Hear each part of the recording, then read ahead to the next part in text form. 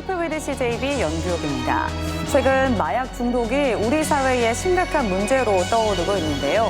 마약 중독의 원인과 근본적인 해결책은 무엇인지 함께 고민해 볼까 합니다. 청주대학교 손혜경 겸임교수와 함께하겠습니다. 교수님 어서 오세요. 네, 안녕하세요. 네, 반갑습니다. 자, 먼저 저희 People with CJB 시청자분들께 인사 한 말씀 부탁드립니다. 네, 안녕하세요. 좀 더 나은 세상, 사회를 만들기 위해서 저의 작은 알고 있는 지식을 여러분과 함께하고자 나왔습니다. 행복한 가정세움 연구소 소장이고 현재 청주대학교 교양학부 겸임교수로 아이들과 함께하고 있습니다.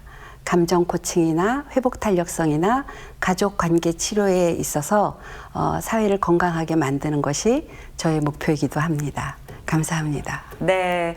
자, 이제 오늘도 다양한 분야의 이제 교수님께서 알고 계신 이야기들도 많이 풀어주실 텐데요.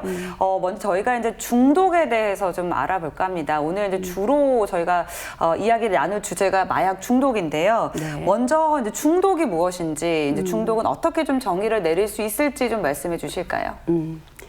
그 중독에 대한 정의를 간단히 설명을 하자면 중독 그러면은 어떤 게 느껴지세요? 일단은 그 부정적인 좀 이미지가 강한 것 같아요. 그쵸. 네, 나쁜 그쵸. 것에 빠진다 이런 느낌? 그렇죠. 중독이 그렇죠. 그래서 이 그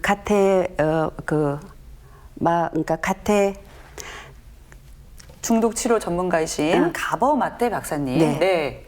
중독 치료 전문가이신 네. 가버마태 박사님의 얘기가 새로운 정의가 뭐냐면은 이 쾌락에 대한 갈망으로 그러니까 쾌락에 대한 갈망으로 충동적인 사용을 하며 이것이 장기적인 부정적인 결과에도 불구하고 끊지를 못하고 계속 이어지는 만성적인 상태, 이거를 네. 중독이라고 합니다. 아, 그렇군요.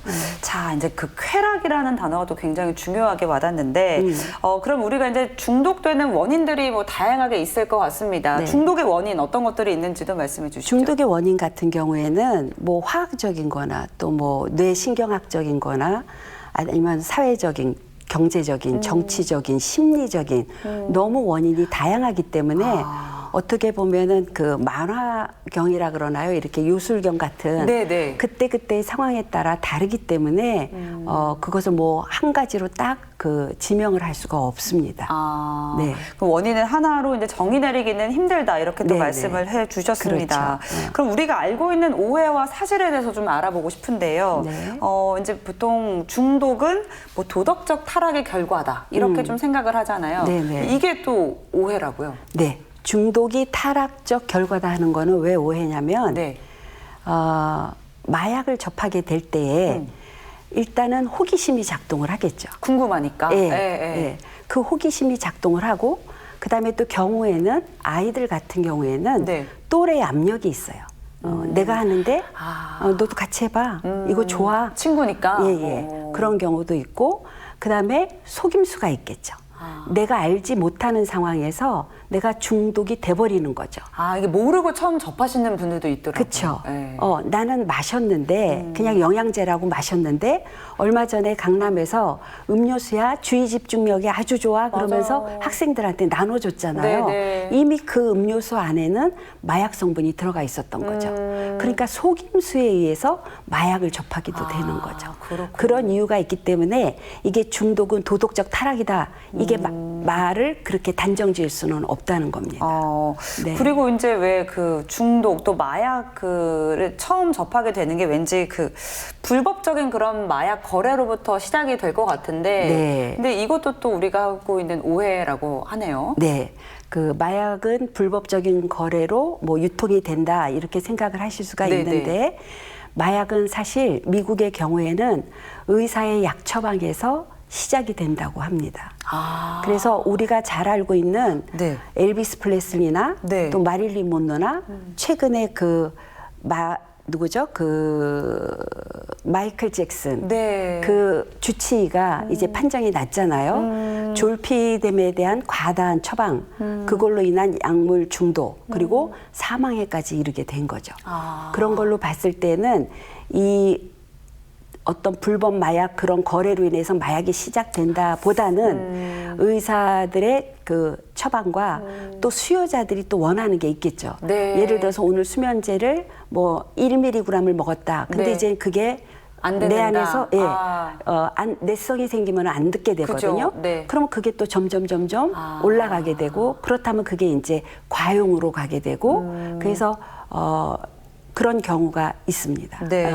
그래서 우리가 생각할 때는 뭐 이렇게 이제 중독이 되거나 계속 마약을 끊을 수 없는 그런 사람들은 이제 강력하게 뭐 처벌해야 된다 이렇게 의견을 갖고 계신 분들도 많은데 이게 또 답이 아니라고요. 그렇죠. 고통받는 자를 더 고통을 주는 거가 전인적인 치유 방법에서는 네. 아니라는 거죠. 강력한 단속과 처벌만이 그렇게 되는 게 아니고 또 실제로 네. 단속했을 때라도 그것이 오히려 더 강화가 될 수 있는 요인이 수감 생활을 하게 되잖아요. 네. 그렇게 되면 거기가 또 마약 학교가 되는 거죠. 아, 이제 마약 그 사범들이 같이 모여 있기 때문에 그렇죠. 더 큰 또 범죄가 일어날 수도 있고요. 네. 더 고차원적인 방법으로 더 기밀하게 그 마약 유통이나 마약에 대해서 더 공부를 하게 되는 학교가 되는 거죠. 아, 그렇군요. 네. 자, 이제 우리가 어떻게 좀 치료를 할 수 있을지 근본적인 이야기들도 이따가 이제 또 해결책도 한번 논의를 해 보도록 하겠습니다. 네. 이제 앞에서도 말씀해 주셨는데 처음에 이제 불법적인 그 거래로 인해서 마약 중독이 시작되는 게 아니라 이제 의사 처방으로부터 이제 네. 마약 그 중독이 이제 시작이 된다 이렇게 네. 말씀을 해 주셨어요. 네. 이게 또 어떤 내용들이 있는지 조금 더 깊이 설명을 해 주실까요? 네. 그 예전에 1990년에 그 의사들 안에서 우리가 어떤 암이나 말기암 환자 같은 경우에는 네. 굉장히 통증이 심하잖아요. 그쵸. 그러면은 마약 성분이 있는 그 진통제 그런 것들을 처방할 수밖에 없어요. 그분을 좀 고통에서 구해주고 싶으니까. 그러니까 굉장히 그런 쪽에서의 쓰여졌을 때는 이거는 좋은 방법이죠. 하나의 네네. 약이고 처방이 되는데 이제 의사들 안에서 의사들은 병을 치료하는 것만이 아니라 통증도 감소를 시켜야 된다. 그리고 또 의사의 약 처방만으로는 중독이 되지 않는다. 이런 막 주장을 하게 됐어요. 네. 그러다 보니까 이제 약 처방에 대해서 조금 더 관대해지게 되고 그럼으로 인해서 사람들이 거기에 많이 노출이 되게 되고 그러면서 실질적으로 그 마약으로 인한 네. 그 처방으로 인한 그 중독 사망자가 네. 많이 늘어나게 된 거죠. 처음 시작이 또 그랬던 거군요. 네네. 그러니까 사실 뭐 다이어트 약도 왜 예전에 한번 마약 성분이 있어서 또 그렇죠. 문제가 되기도 하고 그렇죠. 이제 사실은 우리가 병원에 가서 의사의 처방을 받아서 먹는다고 하면 내 몸에 안전할 거라고 다들 믿어 의심치 그쵸. 않잖아요. 네네. 이제 그런 것으로부터 또 중독이 될 수 있다. 네네. 이렇게 또 말씀을 해주셨습니다. 네네. 자, 그러면 이제 최근에 우리 사회에서 우리가 중독에 빠지기 쉬운 세 가지가 있다고 하는데 마약 또 어떤 게 있습니까? 그 최근에 빅3라고 할 수 있는 거는 네. 첫째 술, 술이요. 네. 그다음에 둘째 스마트폰, 스마트폰. 네. 네. 저도 중독인 것 같아요. 그리고 네. 셋째가 이제 마약이 되는 거죠. 이게 빅3예요, 현재. 그렇게 그러면 얘기가 되군. 네. 네. 그러면 이제 이 술에 대한 거는 네. 우리 사회가 술에 굉장히 관대하잖아요. 그쵸. 그쵸? 술 광고도 많이 나오고요. 예, 네. 술에 대해서 관대한데 이 술이 본인이 절제할 수 있으면 이게 좋은 어떤 영향을 줄 수 있죠. 네. 예를 들어서 우울했던 기분을 약간 지킬 수 살려낸다든지 있고. 예. 또 용기가 없어서 관계하지 못했던 거를 사람들과 관계를 한다든지 침묵을 도모한다든지 네. 이런 거에 있어서는 술의 유용함이 있지요. 그렇죠. 그런데 문제가 중독으로서 세 가지 빅3에 들어가는 이 술은 절제하지 못할 때 일어나는 일이잖아요. 그렇죠. 네. 오히려 지금 상담 사례에서 네. 이혼 같은 경우에 네. 그리고 집안의 어떤 불화의 문제가 술이 굉장히 많이 차지하죠. 그쵸. 술 문제가. 예. 남편의 술 문제도 크지만 요즘은 여성분들도 증가를 하고 있거든요. 술자리가 있어서 집에 늦게 귀가하게 되고 그럼으로 인해서 트러블이 맞아요, 또. 일어나게 예. 되고 그래서 이 술이 문제이고 두 번째 이제 스마트폰 같은 경우에는 뭐 대한민국 전체가 스마트폰 중독 아닐까요? 진짜요. 맞아요. 어. 그 뭐 길거리나 엘리베이터만 봐도 이제 네. 계속 다들 보고 계시잖아요. 네. 저도 물론 보지만 네. 이게 진짜 심각한 문제라는 거 인식은 되는데 음. 행동 개선이 잘 안 되는 것 같아요. 그렇죠. 네. 제가 어제 아주 위험한 경우를 봤는데 그 중증 장애인들을 태운 굉장히 긴 노란 버스였고 네, 네. 작은 삼거리길에서 방향을 틀었어야 됐어요. 근데 앞에 여학생이 가고 있는데 20대 여학생이 네. 스마트폰을 보면서 귀에다가 꽂고 있었어요. 그러니까 뒤에서 큰 버스가 움직이는데도 소리가 안 들리니까. 안 들리는 거죠. 네. 그러니까 반대편 쪽에 저희들은 차가 계속 이제 그 차를 돌아가는 걸 봐야 되니까 다른 차들은 다 이제 트래픽이 걸려 있는 거고. 네, 네, 네. 그러면서 빵 소리를 제가 살짝 해줬거든요. 제 옆으로 가길래 그런데도 못 들어요. 아. 그 정도로 그냥 몰입돼 있으니까. 예, 몰입이 되어서 걷고 있더라고요. 네. 그러니까 뭐 스마트폰 중독 그러면 대한민국 사회 전체의 문제인 것 같아요. 진짜요. 자, 그러면 이제 스마트폰 사용하는 거 이거를 조금 개선해 보려면 어떻게 좀 해야 될까요? 좀 덜 사용하기 위한 노력들 예. 이런 게 좀 필요할 것 같은데. 사실 모든 정보가 스마트폰 하나에 다 있잖아요. 있죠. 네. 어. 궁금하면 바로 이제 핸드폰부터 그럼요. 찾으니까.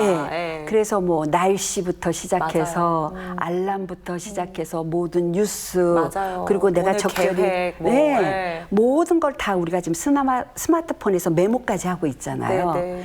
이거에 대해서 조금 더 한 발 물러서는 거예요. 그래서 메모나 계획은 수첩이나 다른 거를 사용을 한다든지 그리고 또 음악 듣기를 스마트폰으로 하는 게 굉장히 빠르잖아요. 앱을 네. 사용을 해서. 그러나 좀 스마트폰을 내려놓고 예를 들어서 조금 뭐 턴테이블 사용을 한다든지 이런 식으로 해서 조금 더 음악을 음미할 수가 있겠고 그런 조그만 거에서부터 스마트폰을 좀 손에서 내려놓기. 그래서 이거는 제가 이제 부모 교육을 하는 입장에서는 네, 네. 각 집집마다 애들이 다 스마트폰 중독이잖아요. 맞아요. 요즘 또 아이들, 네. 예. 그런데 사실 자녀들은 부모의 뒷모습을 보고 자라요. 아, 그쵸. 그렇죠? 예. 그러면은 내가 집에서 스마트폰을 얼마만큼 붙잡고 있나를 보셔야 되는 거예요. 아, 반성이 많이 되네요. 맞아요. 예전에 네. 그 학습지 선생한테 얘기를 들었는데 네. 학습지 선생님 얘기가 집집마다 똑같대요. 그래서 뭐가 똑같냐 했더니 엄마는 식탁에서 스마트폰, 아빠는 리모컨 들고 TV, 아이는 자기한테 맡겨져서 억지로 하는 그 학습지. 수업하고 있고. 예, 예.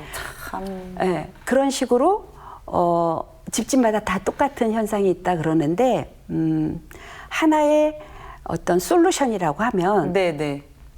이미 대처를 한다는 건 늦었잖아요. 네. 대처가 되기 전에 예방부터 있었어야 되거든요. 그렇죠. 그게 가장 중요할 것 예, 같아요. 그럼 예방이면 이제 부모가 합의를 해서 아이들하고 함께 우리는 스마트폰을 거실에 놓고 방에 들어간다. 잠잘 때는. 네, 네. 근데 다 갖고 들어가거든요. 네. 그럼 오늘부터 규칙을 새로 세우는 거예요. 아, 이제 가정의 규칙을 세우는 거죠. 사용 규칙을. 네. 규칙을 세워가지고 너무 많으면 또 요즘 애들 싫어해요. 네. 한 3개만. 네. 그래서 언제 스마트폰을 우리가 동시에 끌 건지. 아. 그래서 절제력을 연습을 시켜야 되는 거죠. 아, 네. 그렇죠. 중독이 내성이 생겼다면 네. 절제력도 근력 운동처럼 우리가 시켜야 되는 거거든요. 아, 이제 몸에 근육을 만드는 것처럼 네. 또 사용하지 않는 것도 계속 연습을 해야 된다는 말씀이신 거죠. 네. 그렇죠. 그리고 좀 요즘에는 불면증 환자들이 많아요. 또 연관돼서 우울증 환자들도 많고 네. 그러다 보니까 잠자리에서 스마트폰은 내 친구인 거예요. 그렇죠. 잠들 때까지 막 이렇게 네. 어두움 속에서 하잖아요. 네. 그것뿐이겠어요. 간혹 가다가는 방에 들어가 보면은 귀에 꽂고 스마트폰 켜진 상태로 사람은 잠들고 있잖아요. 네, 맞아요. 그래서 일단 규칙이 잠자리만이라도 스마트폰을 안 들고 하지 가는 않고. 방식. 그래서 가족이 거실 어느 공간인가 스마트폰을 놓는 자리. 그런 거 만들 필요가 있고 네. 또 스마트폰은 시간이 중요하지 않아요. 그러니까는 네. 시간보다는 네. 몇 번 할 건지. 아, 횟수. 예. 아. 왜냐하면 얘가 한참 게임을 하고 있는데 네. 시간 됐어 그러고 딱 뺏어요. 끊잖아요. 네. 그러면 얘는 10초만 있으면 득템을 하는데 그 기회를 놓쳐버린 거예요, 엄마 그러면 때문에. 어떻게 돼요? 완전히 애가 분노와 그쵸. 적개심과 네. 뭐 이제 뭐 난무하잖아요. 아이 입에서. 그렇죠, 그렇죠. 네. 그래서 절대 이걸 시간 개념으로 보질 말고 횟수 개념으로.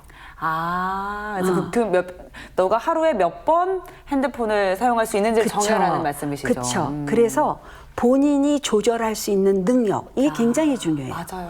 본인이 조절할 수 있는 능력, 그리고 그 아이 앞에서 부모부터 먼저 모범이 되는 것. 어렵겠지만 네. 아이가 잘 자라기 위해서는 부모가 멘토가 돼줘야 되잖아요. 맞아요. 네. 네. 그러면 부모도 그렇게 해야 되는 거죠. 그쵸. 행동으로 또 보여줘야 되니까. 그런 게 중요해요. 진짜 이야기를 들으면서 계속 반성을 하게 되고요. 진짜 오늘부터라도 좀 이렇게 사용 횟수도 줄여보고 뭔가 이제 그 한 가지 공간을 좀 정해서 휴대폰을 좀 거기다 놓는 습관을 한번 들여봐야겠다. 그리고 거기다 하나 네. 그런 그 엄마 아빠의 어떤 규칙이 아이들한테 또 다른 좋은 경험이 되려면 네. 보상 제도가 있어야 돼요. 잘 지켰을 때의 이런 보상. 보상이 있을 때 한 번 더 하게 해준다든지 게임을 한 번 더 시켜준다든지 쌓는 거죠. 토큰 쌓듯이. 그래서 너가 이번 달에는 참 잘 지켰어. 아이들은 인정과 지지에 목말라 있잖아요. 네. 근데 요즘에 등급제가 이제 앞으로는 5등급으로 바뀌지만 네. 지금 현재 9등급이거든요. 네, 네. 그럼 이 9등급을 봤을 때는 1, 2, 3등급은 사람이에요. 그럼 4등급부터 뭔가요, 교수님? 있으나마나한 학생이죠.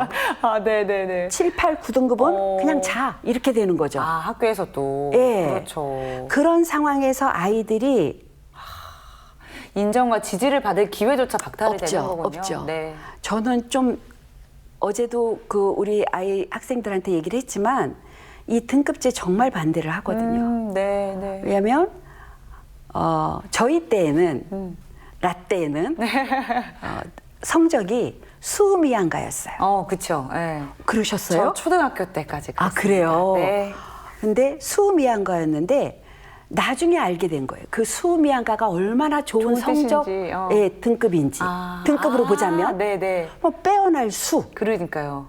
우수할 우, 아름다울 미, 맞아요. 좋을 양, 가능성 가. 가래도 전체적으로 긍정적인 피드백인 거예요. 그렇네요, 진짜. 지금 다시 돌이켜 생각해. 아름다운 수미양가였더라고요. 근데 그게 이제 1, 2, 3, 4, 5, 6, 7, 8, 9로 나뉘니까. 네. 저희 아이 같은 경우에 제가 이제 사례를 좀 많이 들을게요. 왜냐하면 시청자분들이 또 다양하실 거고. 근데 고등학교 때 굉장히 우리말로 뻑센 학교에 들어갔어요. 추첨인데 뻑센 고등학교에 들어갔어요. 공부량이 많거나 좀 이렇게 유명한 학교예요. 그렇군요. 네. 네네. 그런데 아이가 의기소침할까 봐 항상 아빠가 현관에서 아이를 안아줬어요. 학교 갈 때마다. 네네. 아빠보다 일찍 나갔으니까. 네.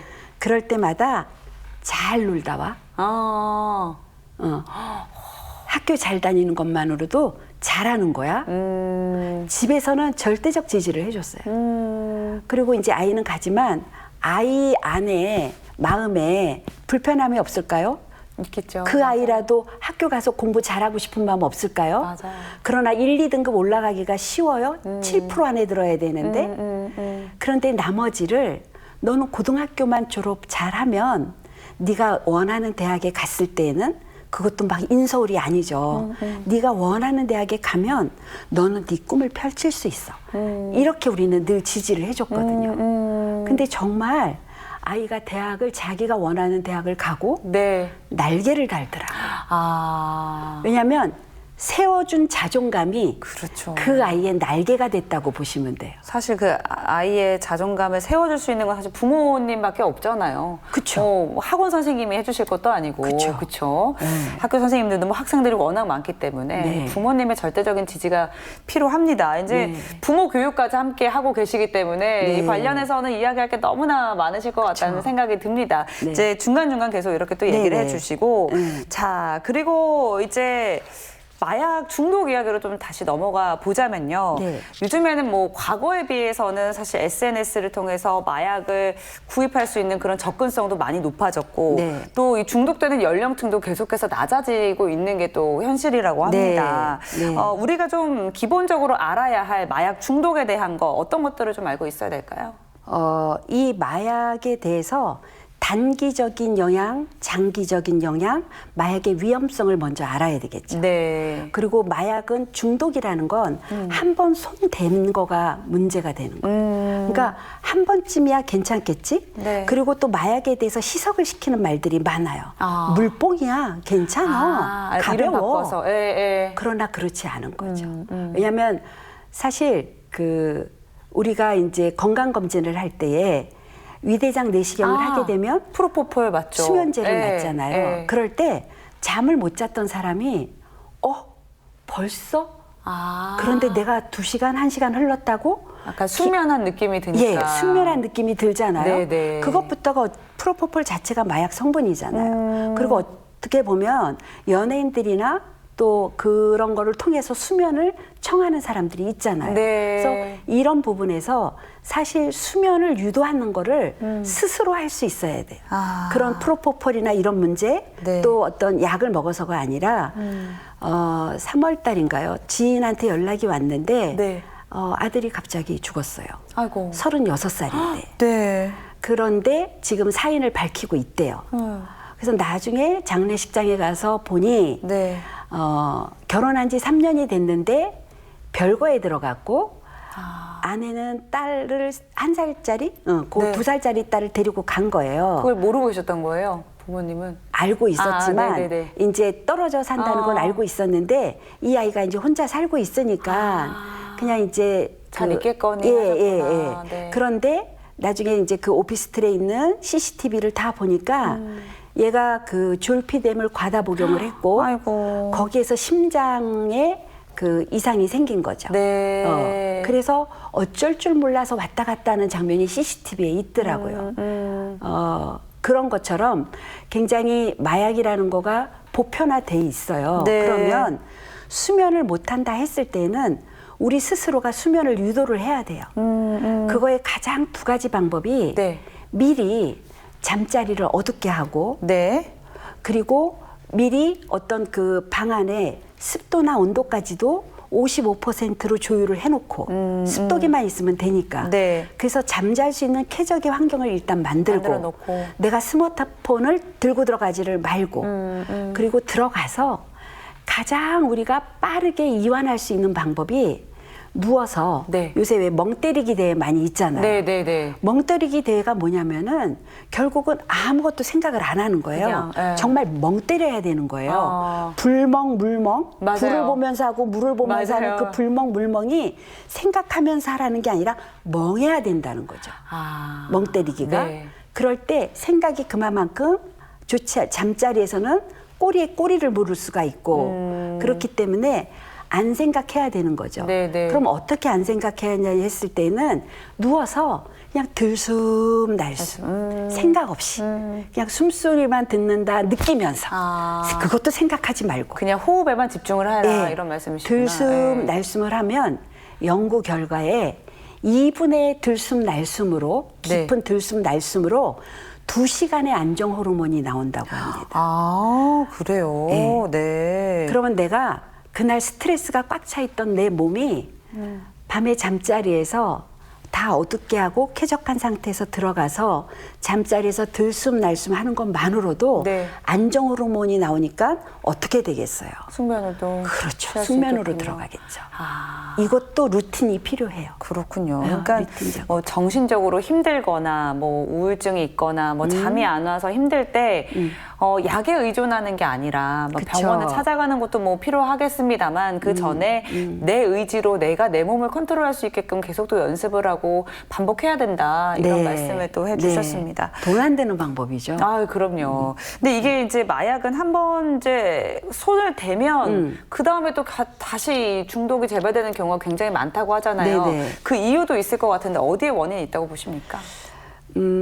일단 이게 내가 자꾸 이렇게 중독이 된다는 거는 우리 주변에 촉발 요인이 많아요. 네. 어떤 촉발 요인이냐면 우리나라가 가장 최적의 마약 시장이래요.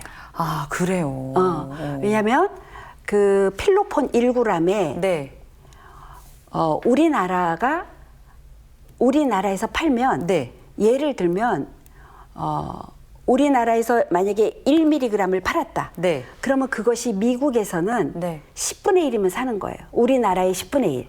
아. 그럼 예를 들면 10만 원이었다. 네. 미국은 10,000원이면 사는 거죠. 아. 근데 태국은 네. 30분의 1 가격으로 사요. 아, 더 싸군요. 네. 원래 태국이 굉장히 마약으로 맞아요. 네. 활성 그거는 이제 긍정이지만 네. 마약의 어떤 그 생산이 암울한 그 많죠. 시장이 네. 많았잖아요.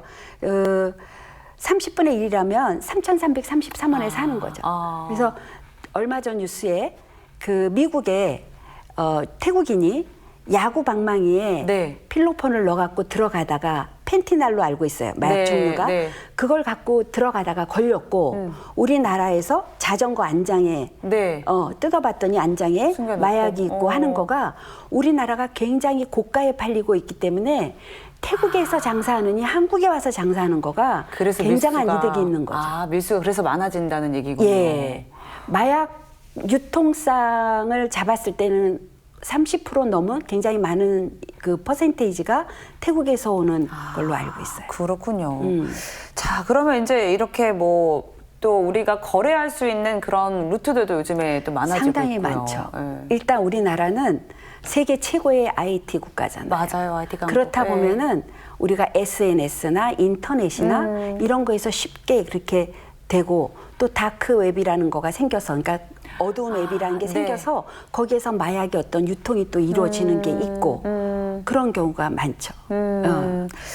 자, 그러면 이렇게 좀 보면은 정말 요즘에는 이런 중독의 문제가 사실은 개인의 문제뿐만이 아니라 사회의 문제다 이런 생각들을 많이들 또 공감을 하고 계시거든요. 좀 어떻게 봐야 될까요? 이 중독이라는 거. 왜 사회적 문제라고 하냐면요. 네. 시대가 우울과 불안과 분노와 네. 이런 것들이 지금 같이 가고 있잖아요.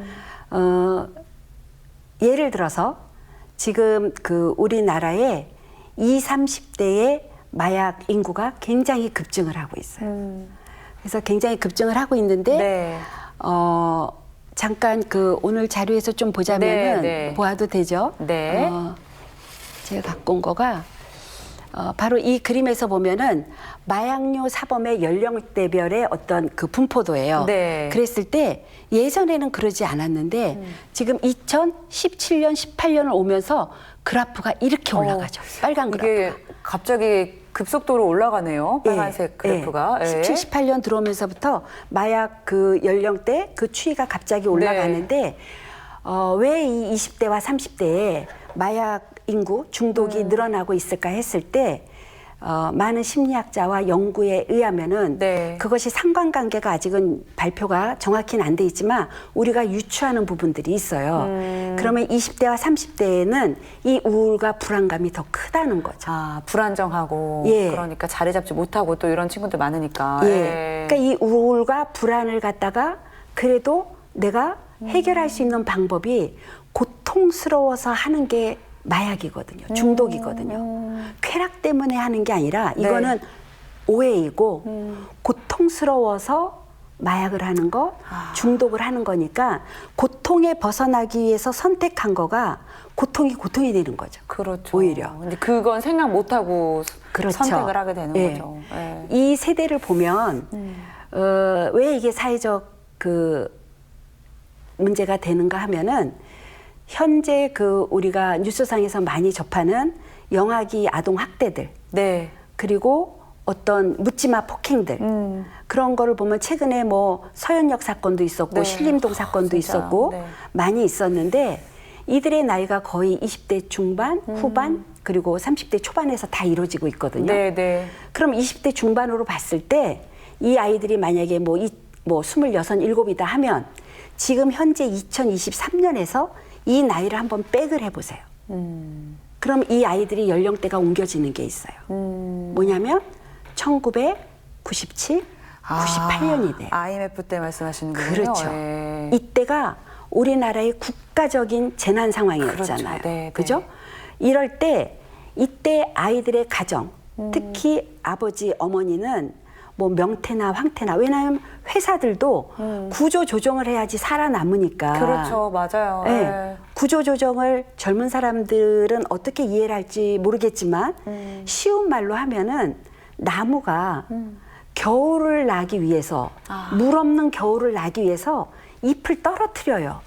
우리는 가을이야, 낙엽이야 이러면서 그거를 센치하게 볼 수 있지만, 감성적으로 볼 수 있지만, 구조조정을 좀 명확히 얘기하라 그러면 나무가 겨울을 견뎌내기 위해서 잎을 떨어내는 작업. 네, 네. 그럴 때 많은 회사가 구조조정을 했고 거기에서 명태다, 황태, 황당한 퇴직이다, 막 아버지가 그렇게 된 거죠. 네, 네, 네. 그러므로 어머니가 또 직장을 구해서 나갈 수밖에 없었고, 그러는 와중에 이들이 그 가장 중요한 어린 시절이 0세에서부터 2세까지가 굉장히 그 핵심적인 그 연령이 되는데, 네. 이 아이들이 돌봄에 대한 거가 굉장히 애착이 잘 안 이루어진 세대예요. 이제 그런 경험에 이제 결핍 같은 게 또 있던 세대인 거죠. 그렇죠. 예. 지금은 돌봄 시스템이 그래도 잘돼 운영이 있지만, 되잖아요. 네네. 그때는 안 돼 있었잖아요. 전혀 없었으니까. 예. 네. 그래서 거기에서 오는 어떤 결핍들이 지금의 어떤 20, 30대의 그 우울과 불안을 증가시켰고 마약에 대한 중독으로 가기에는 가파르게 또 올라가고 있다. 이렇게 보여지는 거죠. 네, 이제 여러 가지 정말 이제 복합적인 문제로 인한 결과다라고 생각이 좀 듭니다. 자, 그러면 지금 우리 한국의 마약 중독 현 주소 뭐 네. 어디에 있다고 보시는지? 한국의 마약 현 주소는, 대한민국은 네. 마약 청정국이 아니다. 마약 청정국이라는 거를 어떻게 나눠지냐면 네. 인구 10만 명당 마약하는 사람이 20명 이하일 때. 그거를 이제 마약 청정국이라고 기준을 세우는 거군요. 기준을 세우는데 네. 우리나라는 2016년에 네. 26명, 26명이 되었어요. 그래서 마약 청정국이 아니라고 하는 거죠. 그게 우리나라가 현 주소가 되겠고, 네. 그다음에 그 어떤 그 대검찰청 그 마약 네. 그 조직범죄부가 발간한 백서들에 의하면은 네. 마약 사범류가 5년 전보다, 불과 5년 전보다, 네. 2022년에 발표한 그건데, 네. 작년에 발표한 건데 5년 전보다 마약 인구가 45% 증가했다는 거예요. 너무 가파르게 증가한 거 네, 아닙니까? 지금 가파른 현실이고 여기에서 더 위험하게 우리가 이거를 빨리 봐야 될 거는 네. 이제 헤로인, 뭐 대마, 뭐 필로폰 이거는 그냥 우리한테 마약으로 좀 안 들려요. 예전부터 과거부터 들어왔기 계속 때문에. 네. 예전에는 뭐 대마했대 막 이랬잖아요. 네. 필로폰 했대 이랬잖아요. 근데 지금은 그게 맞아요. 조금 그 뭐죠? 그 받아들여지는 거가 낮아요. 맞아요. 왜냐하면 지금은 신종 마약이 굉장히 많이 발달을 했다 그러나, 네. 신종 마약에 대한 그 공급이 굉장히 많아지고 있고, 마약 사범을 잡아도 네. 필로폰을 했다, 대마를 했다 그러면은 금방 나와요. 검사를 하면 30분 정도면. 네. 그런데 신종 마약은 네. 검사를 하면 3, 4일이 걸려요. 그래요? 네. 그리고 그 신종 마약을 검사하기 위한 그 물질 그 검사를 하기 위한 그런 걸 도입을 하는데, 네. 뭐 예를 들면 그 와야 되니까 한 30일 걸린다? 뭐 이렇게 본다면 그 사이에 다시 신종 마약이 나와요. 어머나 세상에. 이렇게 네. 또 빠르게 진짜 변화를 하고 있네요. 그리고 이 신종 마약은 네. 너무 값싸게 제조가 가능하군요. 제조가 돼요. 네. 와, 진짜 앞으로는 더 얼마나 또 악화가 될까요? 좀 걱정스럽고 또 우려스러운 그렇죠. 마음이 또 큰데. 네. 자, 그러면 이제 아까 말씀하셨던 것 중에 이제 우리나라에서 판매하기가 이제 가격을 더 값비싸게 팔 수 있기 때문에 이제 마약이 이제 밀수가 되는 그런 횟수도 늘어나고 있고, 또 마약의 확산세를 이끄는 우리나라 여건들 중에 또 어떤 것들이 있을까요? 우리나라 여건 중에는 뭐 이제 예를 들어서 그 또래 집단 이런 거는 이제 아이들 안에서의 어떤 또래 압력 이런 걸로도 되겠지만은 네.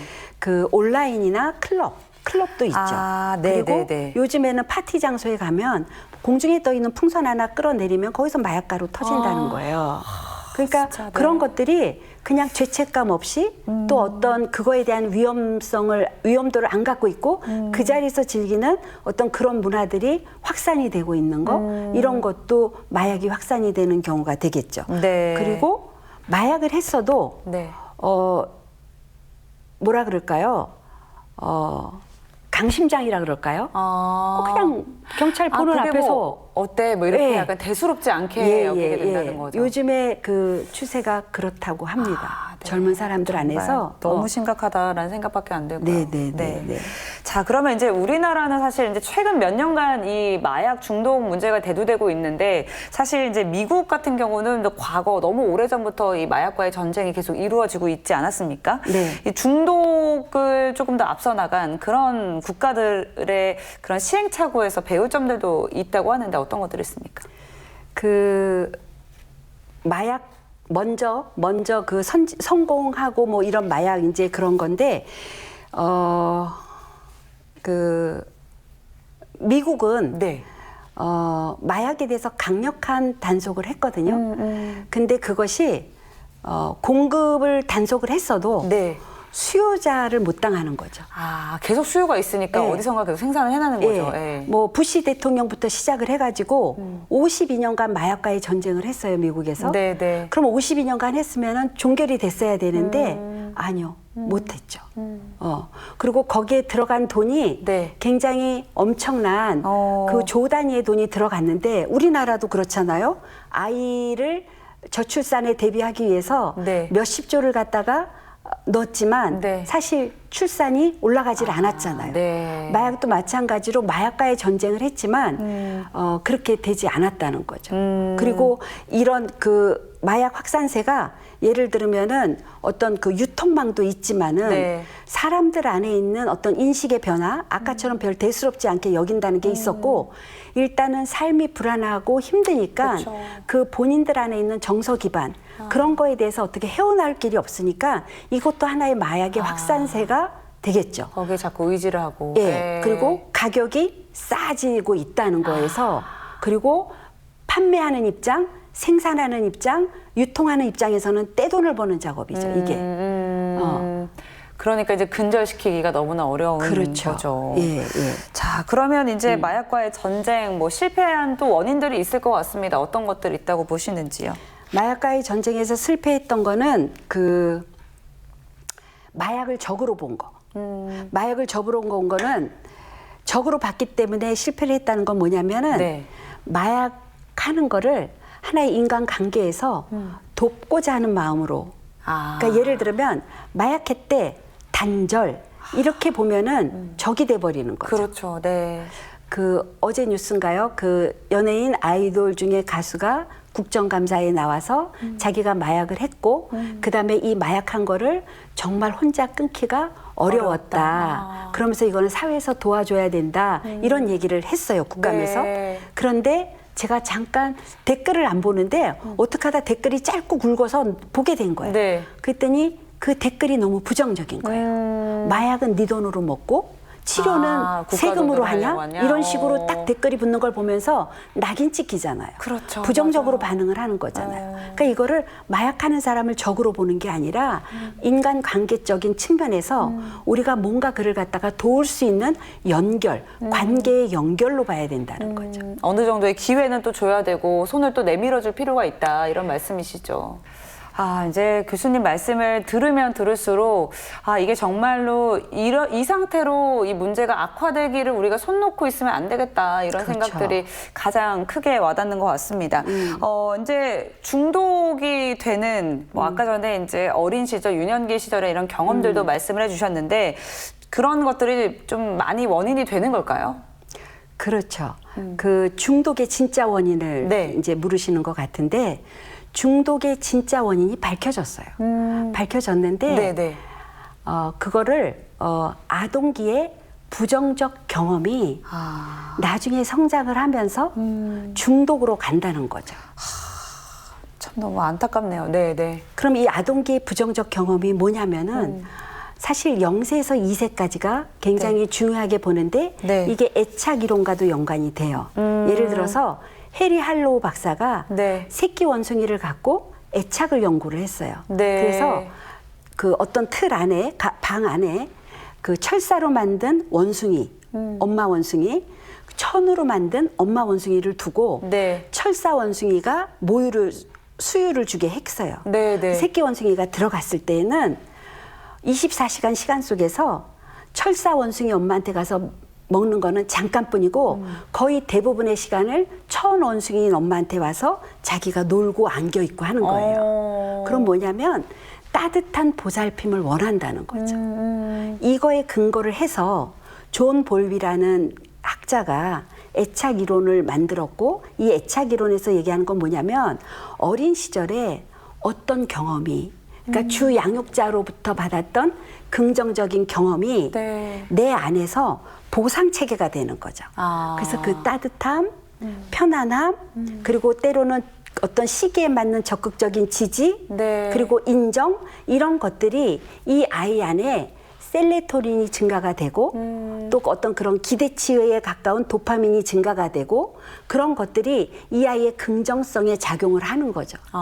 그런데 이거를 못 받았을 때에는 네. 만약에 불하다든지, 그러니까 불하든지 네. 부모님이 아이 보는 앞에서 싸운다든지, 뭐 아버지의 술 주사가 있다든지, 전화기 많았다든지, 그런 식의 여러 가지 트라우마적인, 스몰 트라우마적인 환경들이 많아질 때는 네. 그것이 이 아이의 부정적인 경험이 되는 거죠. 그랬을 때, 네. 그 어떤 마약을 하게 되면, 마약한 사람에 의하면 네. 마약을 했을 때 편안함이 느껴진다, 따뜻함이 느껴진다. 그러니까 어릴 때 보상받지 못했던 중추신경계가 마약을 함으로써 따뜻함과 편안함과 그 보상을 받게 되니까 행복하니까 네. 마약은 계속 손을 대게 되는 거죠. 그렇군요. 그러니까 아동기의 부정적 경험을 최대한 우리가 줄여 나가는 것이 네. 굉장히 중요하죠. 그래서 이제 이런 문제들이 정말 가정에까지 우리가 이제 교육이 필요한 것 같습니다. 그렇죠? 이 마약 중독 문제와 부모 교육이 어떻게 이어지나 했는데 이렇게 이제 한 가지 그렇죠. 맥을 가지고 있는 것 같습니다. 네. 자, 그러면은 우리가 이 마약 중독을 좀 어떻게 효과적으로 대응할 수 있는 방법, 뭐 해결법은 어떻게 있다고 보십니까, 교수님께서는? 마약을 효과적으로 대응하는 방법. 네. 일단은 예방 효과가 당연히 좋은 거지만 네. 예방적인 교육을 받은 아이와 안 받은 아이가 왜 차이가 나냐면 네. 예방을 받았기 때문에 마약에 대한 위험성을 알잖아요.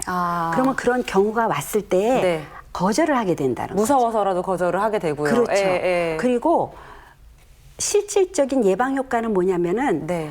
아이가 성장하는 과정에서 생존에 중요한 두 가지, 인간 모두가 두 가지가 있는데 하나는 애착이고 애착. 부모로부터 받는 어떤 절대적인 지지, 긍정적인 피드백 이런 거를 통해서 아이 안에는 전능감이라는 게 생겨요. 전능감이 뭐냐면 네. 내가 원하는 것 왜냐하면 상호작용이 되잖아요. 네. 배고파서 엥 울었는데 엄마가 아이고 배고파. 졸려서 잉 울었는데 아이고 졸려. 아파서 칭칭거렸는데 아프지 그랬던 이 모든 게 상호작용이거든요. 이 상호작용이 아이 안에서는 보상이 그러니까 돼 있는 거잖아요. 네. 내 안에 전능감으로 돼 있거든요. 네. 그럴 때 나중에 살면서 힘들고 어려운 문제가 오면은 여기에 대해서 도전 정신이 생겨요. 내가 해낼 수 있다라는 전능감이 마음인 거죠. 있으니까. 예. 그거는 내가 모르는 어린 시절에 부모와의 상호작용을 통해서 그게 된 거죠.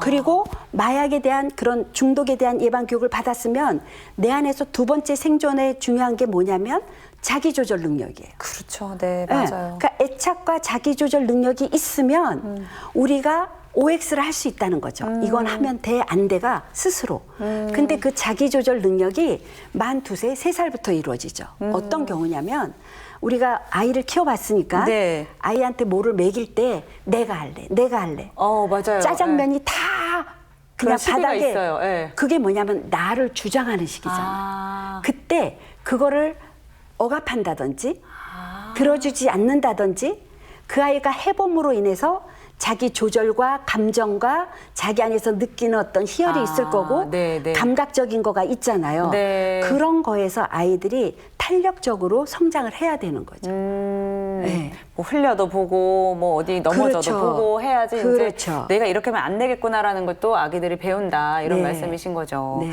자, 그러면 이렇게 이제 어린 시절부터 이제 뭐 애착 경험 그리고 또 이런 양육에 관련돼서 이런 모든 것들이 우리 전생에 또 영향을 끼친다고 하니까 이제 우리 부모님들도 더 경각심을 가지고 또 이렇게 육아에 참여를 해주셨으면 좋겠다라는 생각이 듭니다.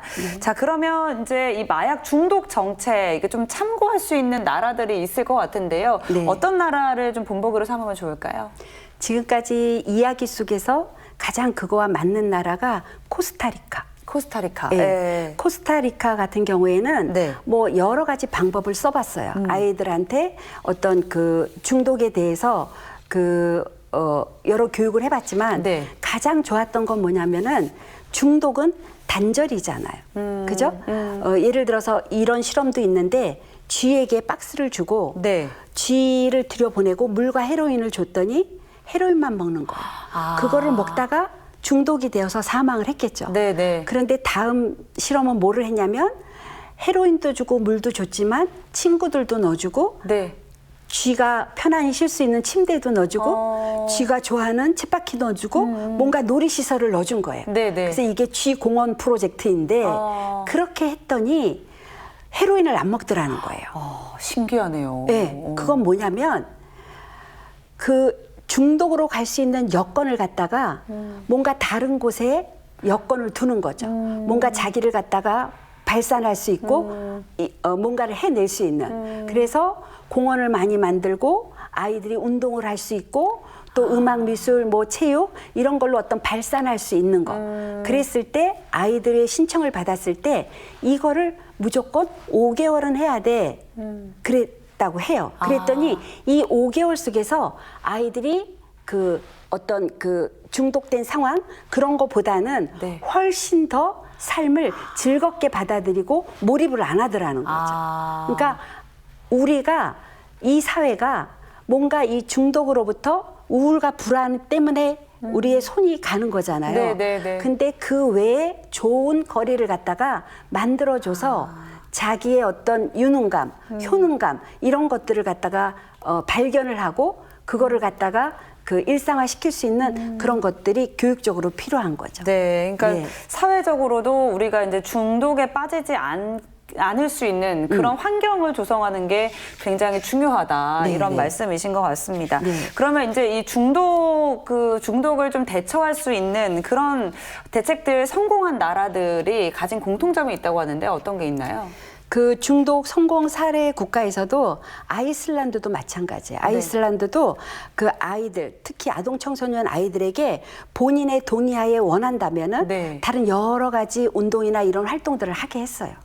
아이슬란드도. 그랬더니 아이들 안에서 훨씬 더 그 삶의 질에 더 그 방점을 찍는 그런 경우가 생겼던 거고 또 포르투갈 같은 경우에도 네. 처음에는 포르투갈도 마약의 어떤 한 온상이 됐었거든요. 네. 학업에 중퇴한 학생들도 많고 실업률도 증가하고 그랬는데 어떻게 했냐면 이 포르투갈마저도 중독자를 범법자로 보지 않았다는 거예요. 치료해야 될 대상으로 본 거죠. 그러니까 세 가지의 파트로 가야 되는 거가 네.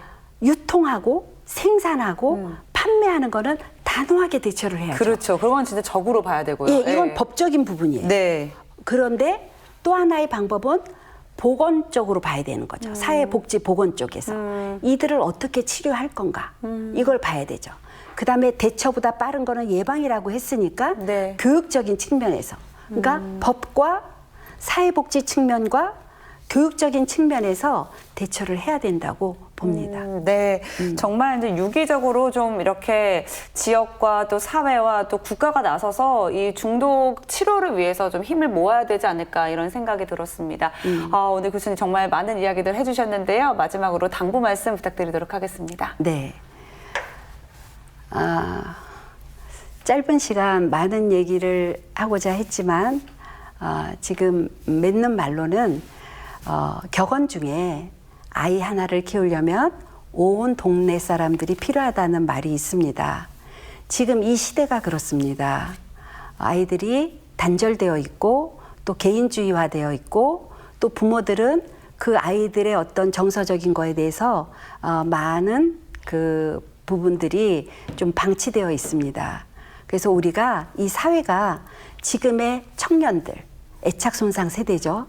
그들이 국가적인 재난을 입은 세대이고 지금 청년들의 입장에서 보면은 앞날이 불안하고 과거를 보면 우울하고 그러니까 미래는 불안하고 과거는 우울하고 현재 그들이 살아갈 수 있는 거가 만들어지지를 않고 있습니다. 그래서 청년 세대에 대해서 우리가 집중을 좀 해야 되고 또 청년을 따라 본보기가 되고 있는 청소년들에 대해서도 집중을 해서 이 사회 전체가 안전망이 돼줘야 됩니다. 온 동네가 키우듯이 우리 사회가 이제 이 청년들과 아이들에 대해서 어떻게 이들을 돌보고 지지해야 될지 우리가 생각해 봐야 될 때라고 생각합니다. 네. 감사합니다. 네, 오늘은 청주대학교 손혜경 겸임교수와 함께했습니다. 교수님 오늘 말씀 감사합니다. 네, 감사합니다. 네, 중독의 핵심은 단절에서 오는 것이고 회복은 연결에서 이루어진다고 합니다. 이 말을 우리 사회가 꼭 명심해야겠습니다. 히포유드 CJB 여기서 마칩니다. 시청해주신 여러분 고맙습니다.